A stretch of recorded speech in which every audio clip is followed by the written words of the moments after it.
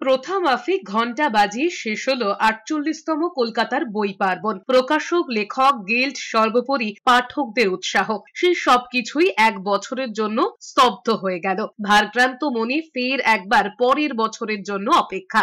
Mayor Firhad Hakim, শিক্ষামন্ত্রী ব্রাত্য বসু, মন্ত্রী অরূপ বিশ্বাস, বিধাননগর পুরসভার মেয়র কৃষ্ণা চক্রবর্তী, মন্ত্রী সুজিত বসু সহ গিল্ড কর্তা ত্রিদীপ চট্টোপাধ্যায়, সুধাংশু শেখর দেব প্রত্যেকেই 2025 বইমেলা সফল করার জন্য ধন্যবাদ জানিয়েছেন থিম কান্ট্রি জার্মানি সহ সব দেশের প্রতিনিধি, প্রকাশক, লেখক সহ বই প্রেমী সব মানুষকে।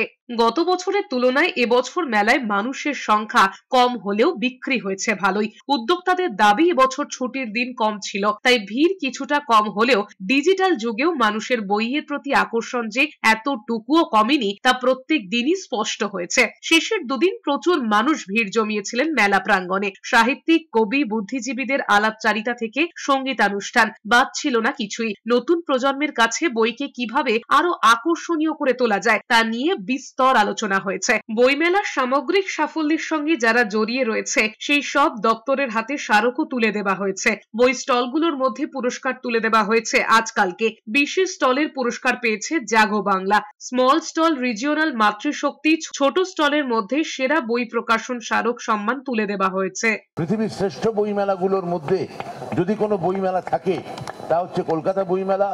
সত্যিকারের বই রসিক তারা এখানে এসে জড়ো হন, তারা আমাদের ট্র্যাডিশন, আমাদের বাংলার ট্র্যাডিশন, রবীন্দ্রনাথের ট্র্যাডিশন, আমাদের শরৎচন্দ্রের ট্র্যাডিশন, সেটা যে আপনারা ধরে রেখে দিয়ে এটাকেই প্রচার করছেন, এর জন্য আপনাদের অসংখ্য ধন্যবাদ।